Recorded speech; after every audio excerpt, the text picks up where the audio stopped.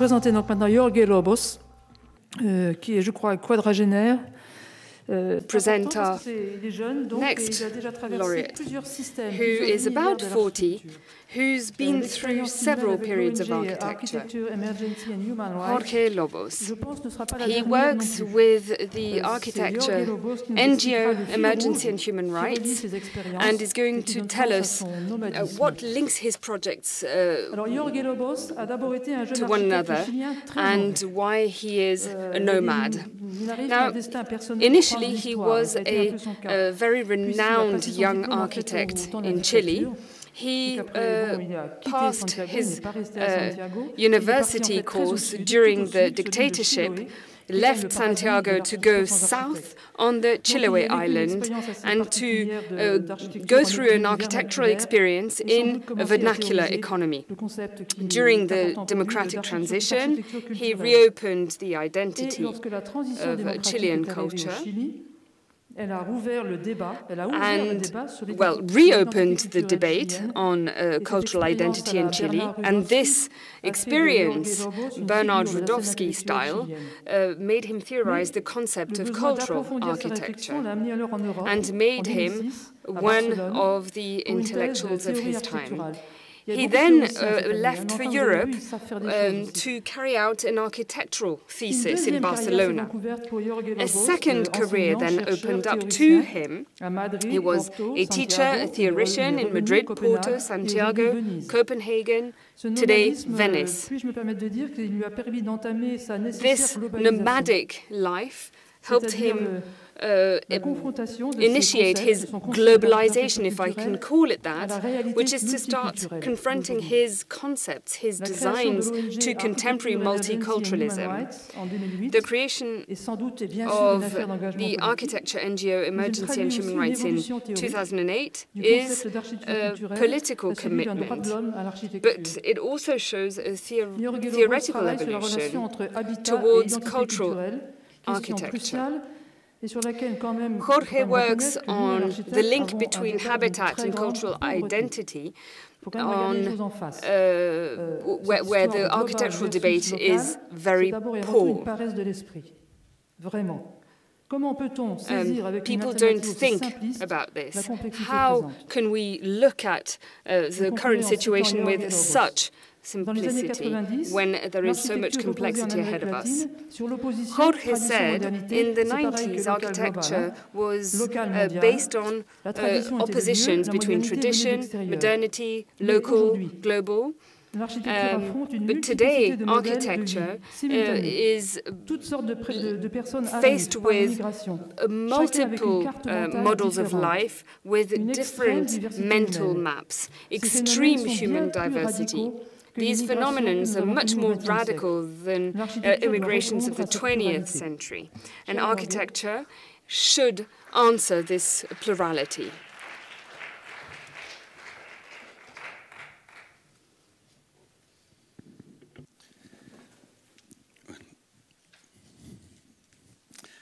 I come from Chile. It's a small country, but when in a place that every citizen has the right to say what they think. A country where in the 10 million of inhabitants, in the last generation, they give 2 Nobel Prizes of literature, Gabriela Mistral and Pablo Neruda, both children of the working class. Well, this is not my words. This is the word of Salvador Allende in the opening of UN meeting in 1972. I was 11 years old in that moment, and in 1973, Allende lost life defending the democracy against the privilege of the upper class of Chile, against the military coup, and against, of course, the United States. That produced an enormous impact in my life. Never things were equal like that moment. Now, with more of 50 years old, I can see that that is maybe Salvador Allende,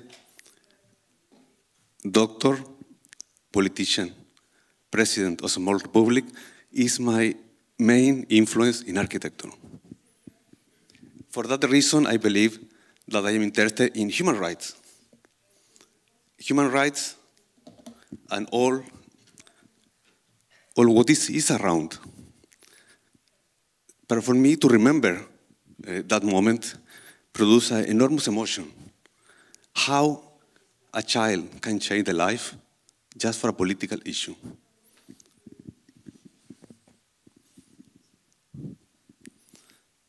The humanity produced a strong connection among all the individualities, and that means that in one way, we are all connected.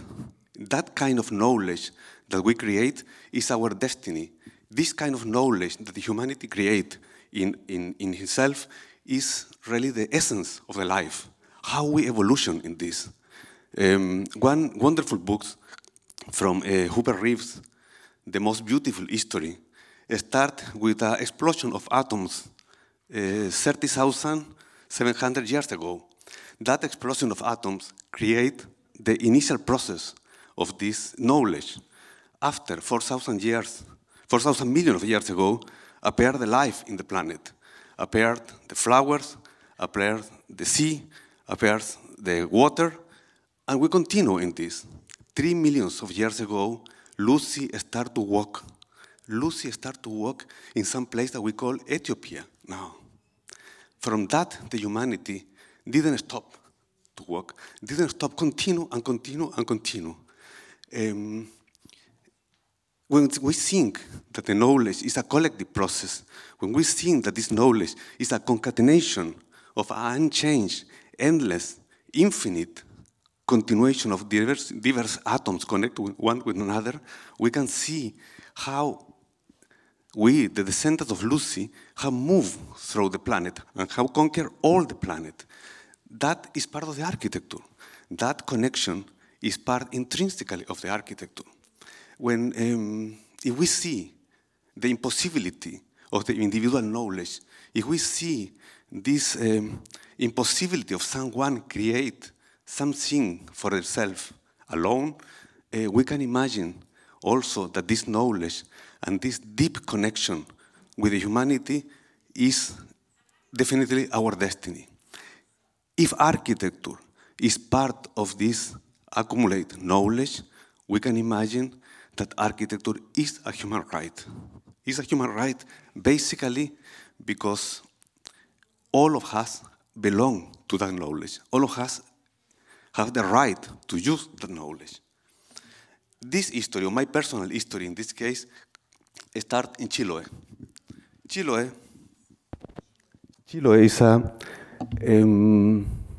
is a kind of laboratory of ideas. Was discovered by the architects just 40 years ago. Before 1975, was not architect in this place. Here, everything is in timber. It's just the material that they have. You can see in this picture, like the bridge is timber, the houses are timber, the foundations are timber, the windows are timber, the boats, everything. And inside also the furniture are timber. The churches are also timber.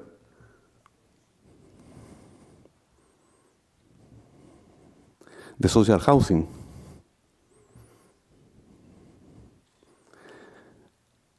And that is something maybe in relation with the Bauhaus.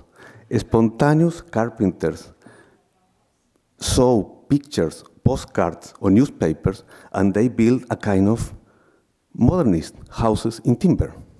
In these small islands with 2,000 inhabitants or 3,000 inhabitants with no professional connection. Another wonderful discovery on these islands is that they are able to move the houses. In place that to build a new house, when they move from one island to another or one territory to another, they prefer to move the house. That is economy. They move a house in 1 weekend. If you build a new house, you spend 2 or 3 months. But also, this is not just a glorification of the life. This is also a glorification of the death. This is a bridge, the biggest, the longest bridge in Chiloé.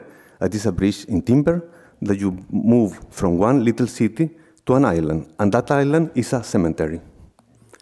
And in that cemetery, you find funerary constructions in timber, because that construction lasts more or less with the body last. That construction disappears, exactly like our bodies. The entropic relation with the architecture, this idea that the heritage is not something in the buildings, it's something in our minds.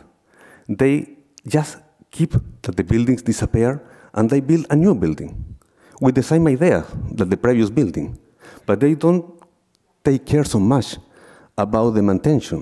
And that is also a kind of particularity of the material, because timber is so fragile, but at the same time, timber is a material that is extremely close to our bodies, have more or less, we can say, the same temperature, or maybe also the same life. And this is the earthquake, something that also do extremely fragile our life. This is the earthquake in Valdivia with 9.5 degrees. That is the huge earthquake that have registered our modern seismography. When you can understand, when a young architect appeared in this context in the 80s with education in a public and formal university, we say, well, our knowledge or education maybe is not so useful in this case. What I can create a new position to try to understand this place. And in that moment, we start to think about cultural architecture, not like a theoretical principle, was more like a tool to help us to be useful in that place for small communities. We start a series of projects during 15 years.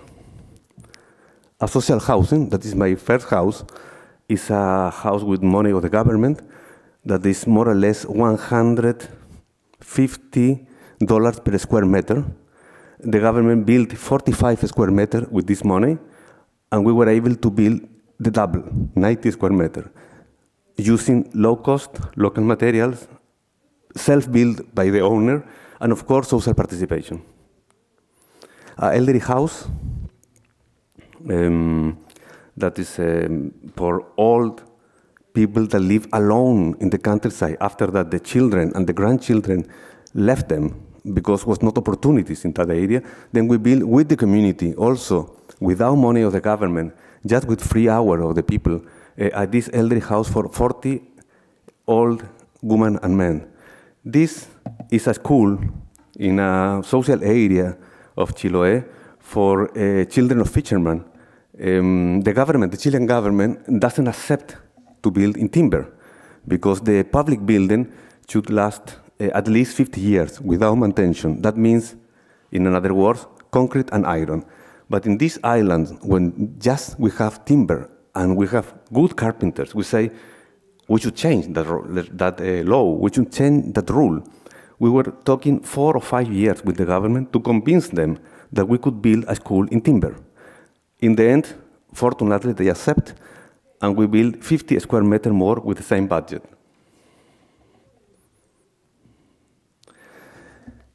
House for a more upper-class family. In this case, we try to apply some ideas about democratization of the design process. These ideas mean that we join the family and we say, okay, maybe you have subgroups inside this family. 7 children, 2 parents means a huge group. And they decide to divide the family in 4 groups.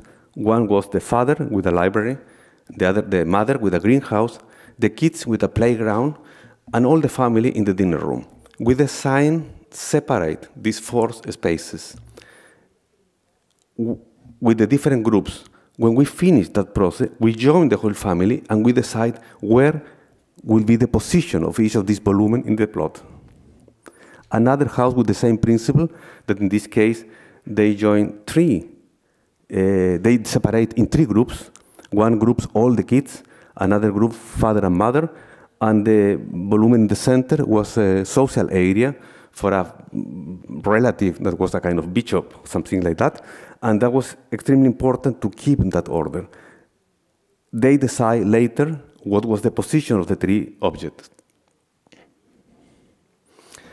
archaeological museum that joined the oldest presence, human presence in our continent, in America, 14,000 years old.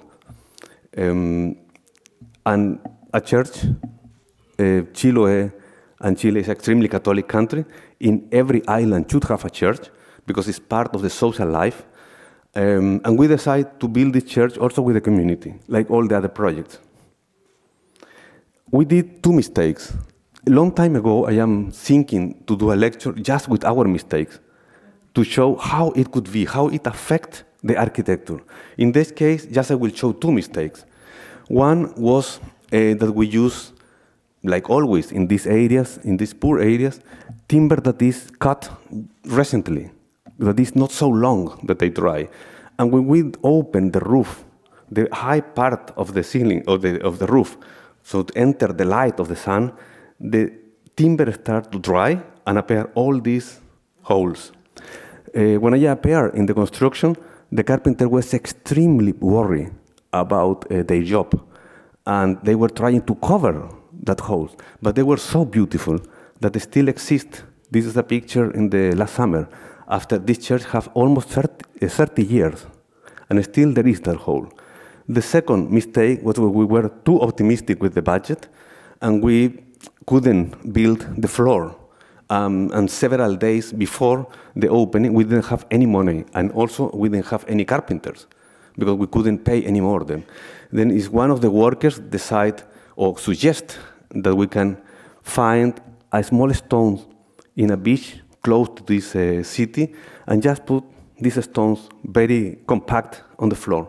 And it is one of the most beautiful floors that I have designed in my life. That floor produces a special effect that when you enter, you open the door, you enter, and you do the first step, they produce a sound that when we modify the curve inside of the church, that produces a kind of echo in the church. The second step is a little bit more soft, and the third step is softer. Then it is a kind of mysticism when you enter, and that changes your perception. You never can design that with drawings. This is just an accident that appears, but for that, we would really love to do a lecture one day just with mistakes. Well, but we passed to architecture and human rights. Now I am a little bit more recovered about the first emotion, then I can be a little bit more relaxed also. We saw that all these principles that we have structured in 20 years or 15 years have 3 wrongs or 3 problems. The first one is that the identity and culture in several places is used like a war tool. It's used to separate people. It's used for the xenophobic parties or the racist parties to divide people. Then we couldn't continue talking about culture in that free way when we are seeing that the part of the planet is using that against the human beings. The second mistake is this. This is our research in Madrid in 2000, 2001, when I was professor there. And that is the places on the planet where the architects live. The architects live more or less in the richest country on the planet when people earn more than $200 per day. And when they live in poor countries, they live in the richest area of these poor countries. And this is the map of the humanitarian emergencies. It's exactly the opposite. Then how we can connect these 2 realities? And also, the second part of this research with this. 2/3 of the inhabitants have no relation with professional architecture in the world. Then we have 4.6 billion of human beings waiting for better life conditions. In that case, how architects can say that we don't have job? We have plenty of job in the planet. Plenty. We have thousands of projects. In our office, we cannot do more projects. But it's not because we don't have the clients or we don't have the needs. The problem is the money. How we do that the money can flow to these areas. That is the structure that we should create. Architects don't have a problem of a job. Architects have a problem of system that move the money from one country to another.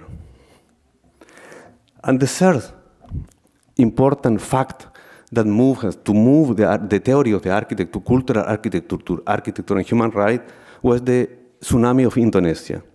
26th of December 2004, died 230,000 people. If these people were just from Indonesia, maybe it is not our example now.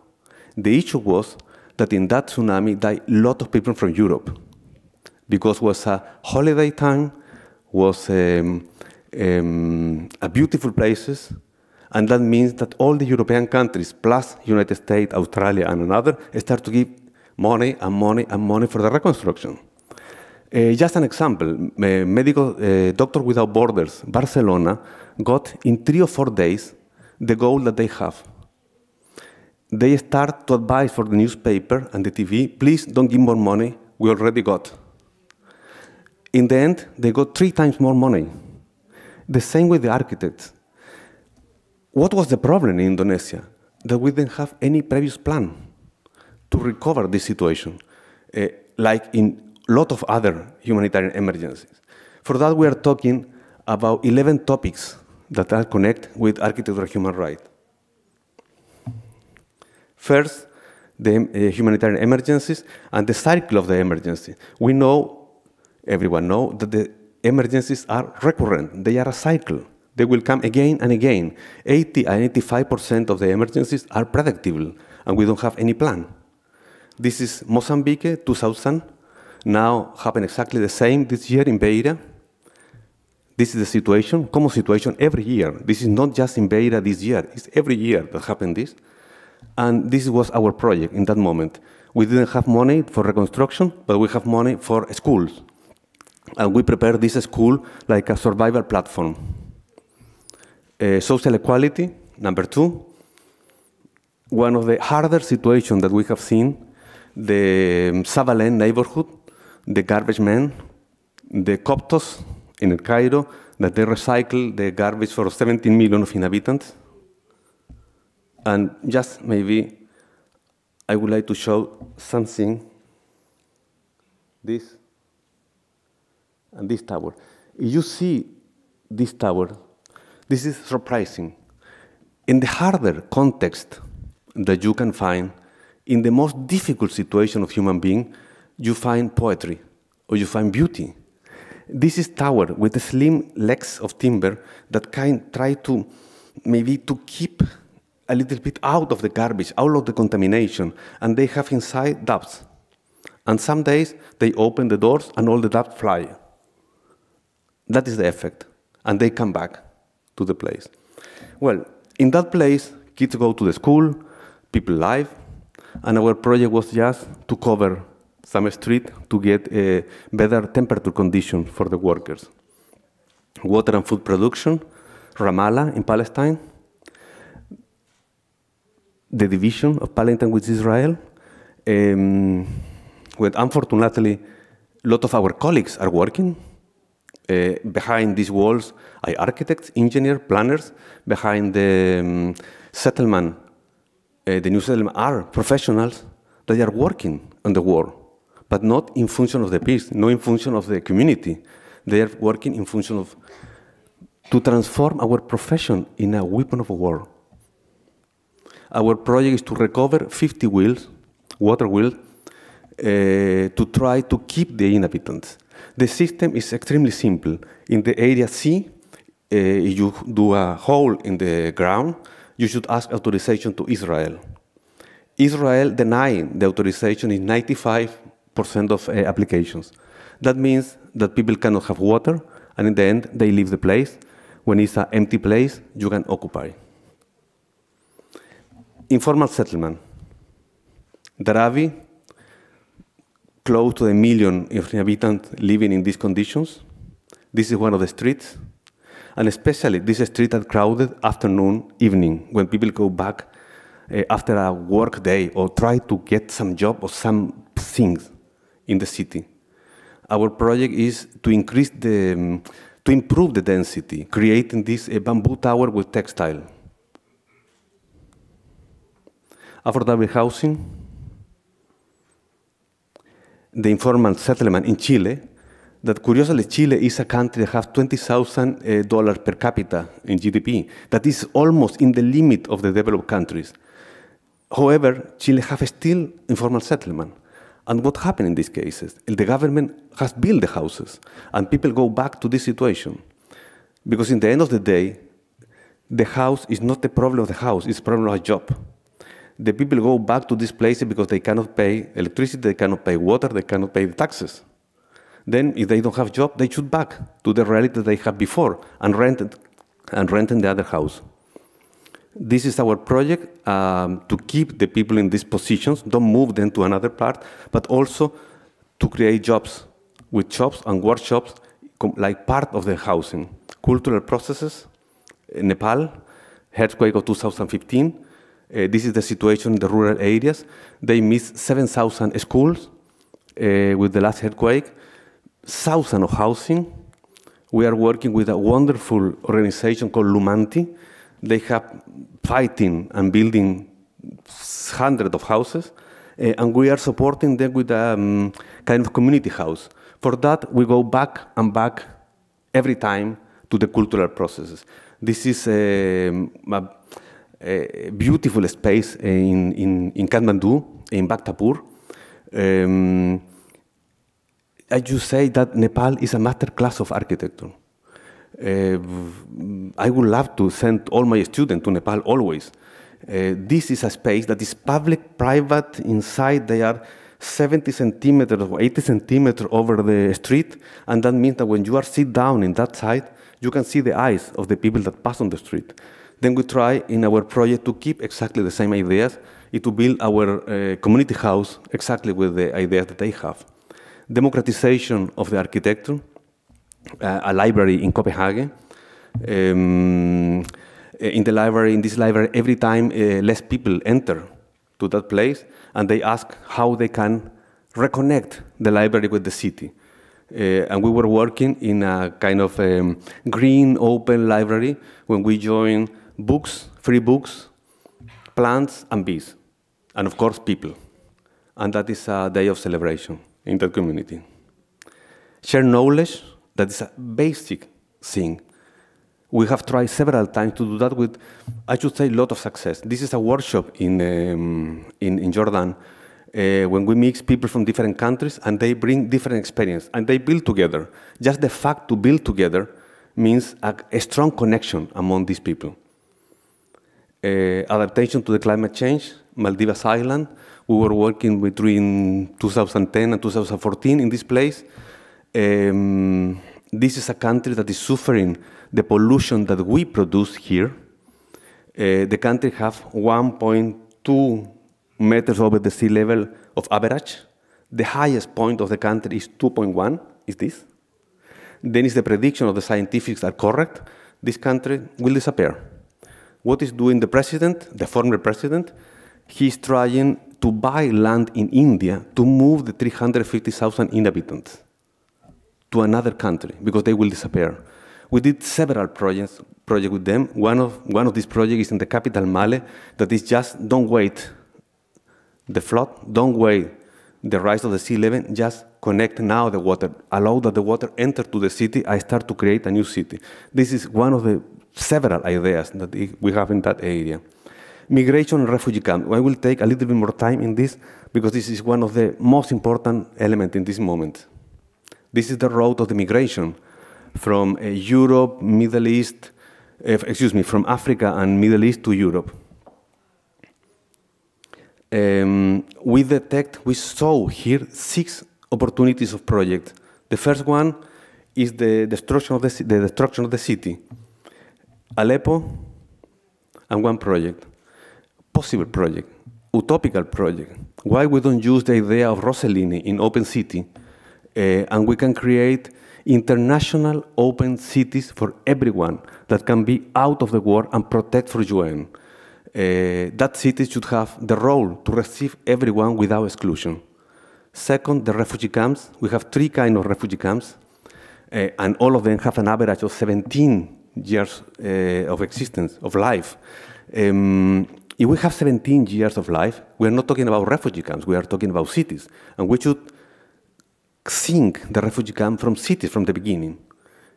Three kinds of refugee camp: the spontaneous one, where everyone should solve the situation for themselves, like in Manik Farm in Sri Lanka. This is a project in that area that was just to try to create with another tent a kind of a space when the children could be inside of this, and the mother and the tent have two doors in order that the one mother can take care of the children of the other. This could be a revolution in that place. The second kind of refugee camp is the classic, the more dense refugee, mainly Palestine, but now is several different nationalities living in this kind of refugee camp. This is Al-Shatila in Beirut, Lebanon. You can see the density of this place. They don't have any green space, any place for the kids. And our project is to create playground on the roof. The third kind of refugee camp is the planning refugee camp, like Al-Sahatari, that I will explain this a bit later. Third step, the international Oasis.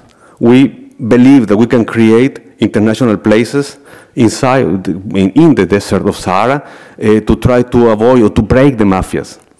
The fourth is the North African harbors. The enormous imbalance, economical imbalance between the European area and the North African area. If we are able to create an economy in this area, we can able to create another conditions. Maybe this could be a zone can receive a lot of people in this moment or in the future. This project is quite particular because it's support for the right parties, because they create business, and also people don't enter to Europe, and also it's support for the left parties because people keep more or less their culture and keep more or less their language. Fifth, the reception center in EU Island. This is in Sardinia, in my university, University of Sassari, with my students, that one of the course was to find a project of integration with the local community and the immigrant from North Africa. The immigrant from North Africa, they suggest that they could recover an abandoned park that is the main green area in that small city. Just the project was to clean the park. And for that reason, we discovered two other projects in that process. One of these was the cheapest project that we have done. It's made by a refugee called Mamadou from Mali. Mamadou has 18 years old, and he knew how to build this kind of nest with all the pieces of branches that we recovered from the park. This project cost €5, and still after 2 years exists, and it's a center of play for several children. And the second project was a complaint about the local community, that they don't have any bench in this park, and we decided to build a bench for 100 persons with the sandbags. Sixth and last part of this road of immigrants, the refugee center of north of EU. That is what happened with the dream to go to Europe, to go to the refugee centers in Denmark, Sweden, Germany, and to be there for several months, years in one case.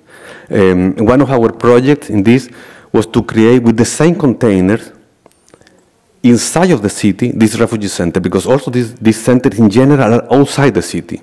Then when we start with this containing inside of the city, the integration process started at that moment. And Berlin is doing this in the last years. Of course, when we suggest this project for homeless in 2010, everyone in Copenhagen said that it's fine, it's a very good project, but please no in my backyard. No close to my house. Then we needed to find an art center to build this like a piece of art. Because also we have another problem with this project that was so expensive to build according to the Danish rules that we couldn't do a provisory project. Then we needed, with this idea of to have a piece of art in the public space that can be for 6 months, we have no rules in architecture.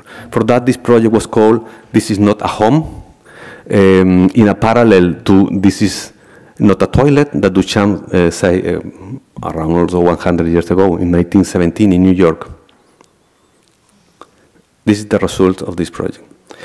Well, coming back to the refugee camps, we start with a project called 100 Classroom for Refugee Camp. It's an economical project. We need 1 million of euros to do that. We have built just 10% of this. The first one was in the Sahatari refugee camp. This is the increasing of a population in 6 months, passed from 0 inhabitants to 200,000. Was one of the biggest explosions in the world in this case. And this is the life inside. The life continues. Children appear in this place. Children dream in these areas with another future. And in this time, we were thinking about that is something very contradictory, because we should have these plans before the tragedy and not during the tragedy start to think about. Sahatari has just 3 schools, big schools in 2014. Now they have around 8 or 9 schools. And in this school, just study 1/3 of the inhabitants, 1/3 of the children. That means that the other 2/3 of children will not have any opportunity to go to the school in 17 years. That is a lost generation. Why happened that? For several reasons. The distance to the school, the cost of the school, and because maybe we don't have so much donors in that. To do a big building like a school is expensive. What happened if the refugee camp disappear in 2 years? What happened with my building that I was a donor? Then we imagine that we can build hundreds of small schools close to the water area. And this is what we have in that place. We have people, we have children, we have maybe blackboard, we have carpets, we have soil. We didn't have bags. And we just add bags to the equation. And also, with the bags and with these domes, sandbags, if they don't plaster the dome for a while, the building disappears. And that is also another thing that was interesting in our case, how we can build, how we can sink this building that can disappear together with the refugee camp. And we continue thinking in that and working, and the life continue.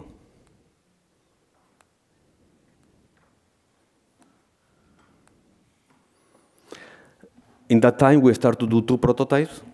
One in Copenhagen with the cold area, and another one in Valparaiso in Chile with the weather more similar to Sahatari. And we come to Sahatari several years after the tragedy. This is the refugee camp, and this is the village of Sahatari. We found another surprise when we come there. We were preparing 3 years to build in a refugee camp, and when we come there, we saw that just the 20% of the refugees live in the refugee camps. And they receive 80% of the international donation. And the other 80% of the refugees live outside and receive the 20% of the international donation. Then in the end, was not the refugee camp, the problem was outside. Especially was another problem of integration with the local community. Then we moved the project, and we, of course, sing in the cultural processes, the great mosque in Mali, a masterpiece of architecture, and the beehive, Syrian architecture for houses. And this was our project.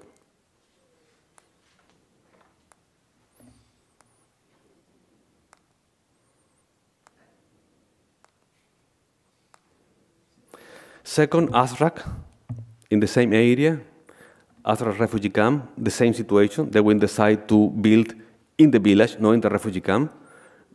The school, previous school, containers, that means that if you study in a container with 35 degrees or 40 degrees outside, inside of the container you are close to the 50s.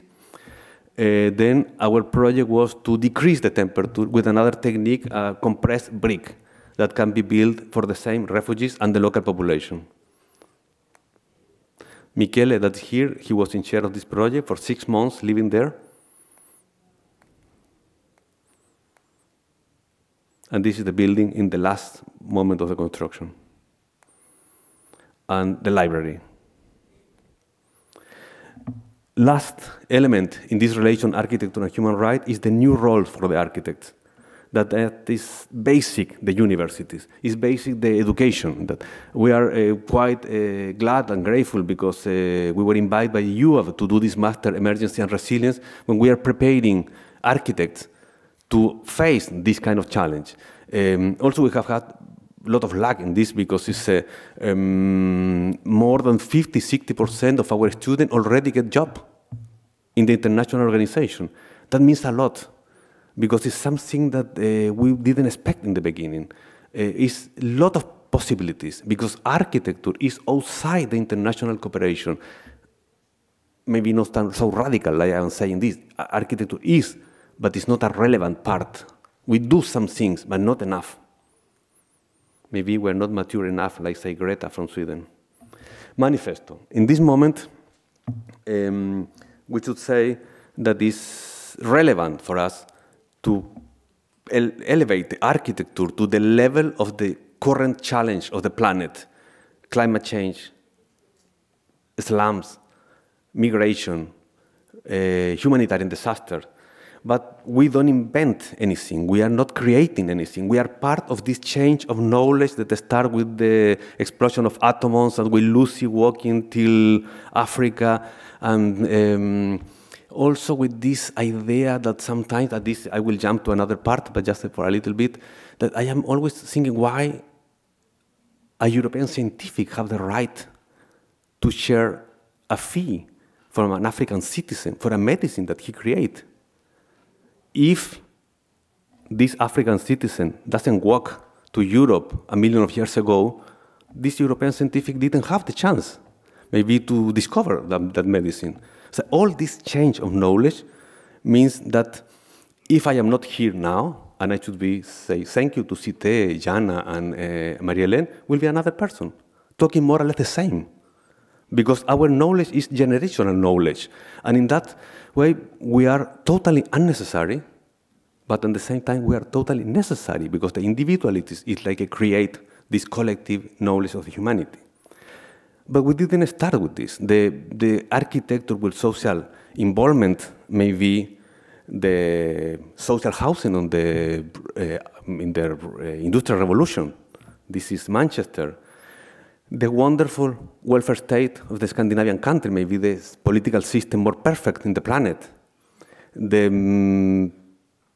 microrayon in the former Union Republic Soviet that they create, they give shelter for 34 million of inhabitants with these ugly buildings. But there were 34 million of inhabitants after the Second World War. And they create all this prefabricated system that push the other countries to create policy of social housing.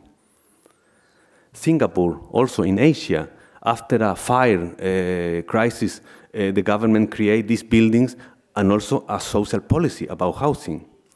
And South America, my area, Torres Garcia from Uruguay, 1943, he just moved the planet. And that means that our intellectuals start to rethink our connection with the process and also with our self-conscience. This was one of the main effects also in our education and also the literature in these years in Latin America that start to create their thing for themselves.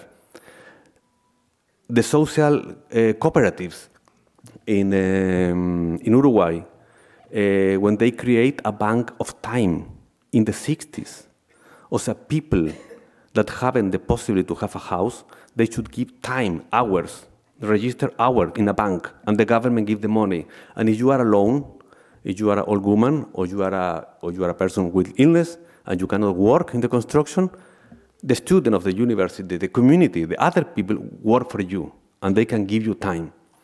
This system have created thousands of housing in Uruguay. The 80s, 90s, and maybe the 2000s, maybe the darkest moments in the theory of the architecture with the triumph of the neoliberalism.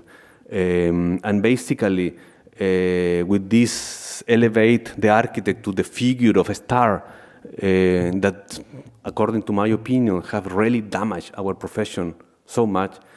But anyway, in that dark moment, we have resistance architect. Fabricio Carola in Africa with a hospital in Mauritania, Edward Rojas in Chile, that could create a museum in middle of nothing, in middle of the countryside.